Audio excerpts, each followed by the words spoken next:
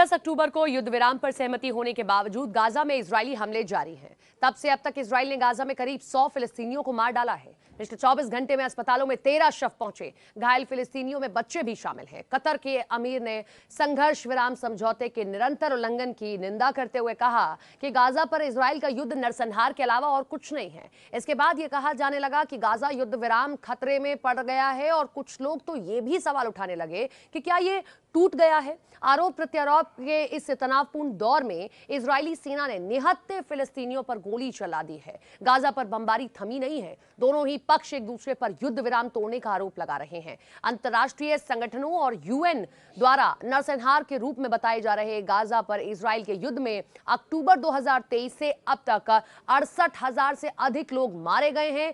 1,70,000 घायल हैं। 7 अक्टूबर 2023 को हमास के नेतृत्व वाले हमलों के दौरान इजरायल में कुल 1139 लोग मारे जा चुके हैं। 200 लोग तो बंदी बना लिए गए हैं। युद्ध विराम किसने तोड़ा? क्या अब भी युद्ध विराम है? क्या फिलिस्तीनी लोगों को आखिरकार शांति और सहायता मिल रही है? आखिर स्थिति क्या है? क्यों कहा जा रहा है कि युद्ध विराम टूट गया? लोगों ने क्यों कहा कि युद्ध विराम टूट गया है? इजरायली सेना ने रविवार को कहा कि हमास ने समझौते का उल्लंघन किया। उसके 2 लड़ाकों ने राफा में 2 इजरायली सैनिकों की हत्या कर दी और इसके बाद इजरायल ने गाजा पट्टी पर बड़े पैमाने पर और व्यापक हमले किए हैं। कई हमले ये बताते हैं कि हमास की सशस्त्र शाखा कसम ब्रिगेड्स ने कहा कि उन्हें किसी भी झड़प की जानकारी नहीं है। बताया गया कि राफा क्षेत्र पर इजरायल का नियंत्रण है। ब्रिगेड्स का राफा में किसी भी फिलिस्तीनी लड़ाके से कोई संपर्क नहीं है। ये पहली बार नहीं है जब हमास युद्ध विराम का उल्लंघन करने का आरोप लगा रहा है। इजरायल ने कहा है कि हमास गाजा पर इजरायल की बमबारी के दौरान मारे गए 28 बंदियों के शवों को लौटाने में आनाकानी कर रहा है। खबरों में यह भी आया कि हमास ने इन शवों को लौटाने में और समय मांगा है। हमास ने शुरू से ही कहा कि उसे सभी बंदियों के शवों को खोजने के लिए भारी खुदाई उपकरणों की आवश्यकता है। साथ ही उन 10,000 फिलिस्तीनियों के शवों को भी खोजने की जरूरत है जिनके बारे में माना जाता है कि वो इजरायल की बमबारी के मलबे के नीचे मर गए हैं। युद्ध विराम की शर्तें क्या थी, ये सवाल है। तो युद्ध विराम एक 20 सूत्रीय प्रस्ताव है जिसे अमेरिका ने सितंबर के आखिर में पेश किया था। कतर, मिस्र और तुर्की की सहायता से इसमें मध्यस्थता की गई थी और शर्तों में शामिल है गाजा में इजरायल और हमास दोनों की शत्रुता समाप्त होगी। इजरायल गाजा में प्रवेश करने वाली सभी सहायता पर अपनी नाकाबंदी हटा लेगा और इसके वितरण में हस्तक्षेप नहीं करेगा। हमास गाजा में बंद सभी कैदियों को रिहा कर देगा, चाहे वो जीवित हों या मृत। इजरायल करीब 2000 फिलिस्तीनी कैदियों, लापता लोगों को रिहा कर देगा। हमास खुद को गाजा के शासन से हटा लेगा और इस क्षेत्र को एक तकनीकी सरकार के हाथों में दे देगा। इजरायली सेनाएं गाजा से चरणबद्ध तरीके से हट जाएंगी। समझौते के मुताबिक हमास हथियार छोड़ देगा और उसके कुछ सदस्यों को आम माफी दी जाएगी। अन्य को अन्य देशों के सुरक्षित प्रवेश की सुविधा दी जाएगी।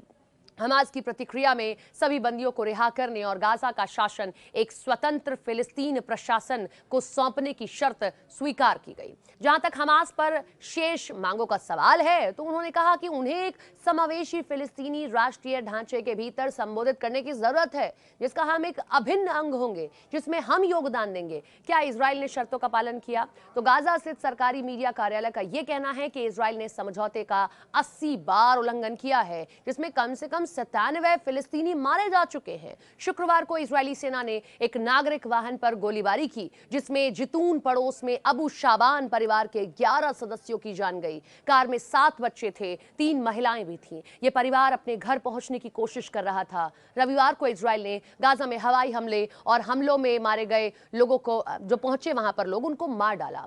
सोमवार को जब इजरायल ने कहा कि फिर से समझौते का पालन करेगा तो उसने उत्तरी गाजा में शुजाइया पड़ोस में कई फिलिस्तीनियों की हत्या कर दी। तब उसने आरोप लगाया कि इजरायली सैनिकों के लिए खतरा थे क्योंकि उन्होंने अचिन्हित जो रेखा होती है पीली, उसको पार कर लिया था। ये वो रेखा है जहां तक इजरायल की सेना को पीछे हटना है। इजरायल ने सहायता पर भी प्रतिबंध लगा दिया है। सहायता गाजा नहीं पहुंच पा रही है। राफा क्रॉसिंग को बंद कर दिया गया है। उसने मंगलवार को यूएन को बताया कि वो केवल 300 सहायता ट्रकों को ही अनुमति देगा, जो कि समझौते में निर्धारित संख्या का आधा है। क्या हमास ने शर्तों का पालन किया है? तो हमास ने सभी 20 जीवित बंदियों को रिहा कर दिया। इजरायल पर बार बार युद्ध विराम का उल्लंघन करने का आरोप लगाने के बावजूद बंदियों के 28 शवों में 12 को बरामद कर वापस लौटा दिया। उसने और शवों के बारे में कहा कि ये शव मलबे में दबे हैं, जिसके लिए नए उपकरण चाहिए, बाहरी सहायता चाहिए। हमास ने यह भी कहा कि नए उपकरणों और बाहरी सहायता के बिना यह प्रयास धीमा है, इसकी गारंटी नहीं दी जा सकती है। हमास द्वारा बंदियों के शवों को वापस लाने के प्रयास ऐसे समय में किए जा रहे हैं जब गाजा के नागरिक सुरक्षा विभाग ने कहा है कि 10,000 से अधिक मारे गए हैं। फिलिस्तीनी अभी भी पूरे क्षेत्र में मलबे के नीचे फंसे हैं। इजरायली बमों के कारण पूरे के पूरे मोहल्ले गायब हो गए हैं। वहां रहने वाले लोगों के लिए यह पता लगाना तक मुश्किल हो गया है, असंभव सा हो गया है कि उनके घर हैं कहां। इजराइल सरकार ने गाजा से अपनी सेना को पूरी तरह से वापस बुलाने का वादा नहीं किया। उसने यह कहा कि वो अब तब तक बफर जोन बनाए रख सकती है जब तक कि फिर से कोई आतंकवादी खतरा ना हो। तो क्या युद्ध विराम टूट गया या अभी भी जारी है? अमेरिकी राष्ट्रपति ट्रंप ने तो कहा कि युद्ध विराम अभी भी प्रभावी है।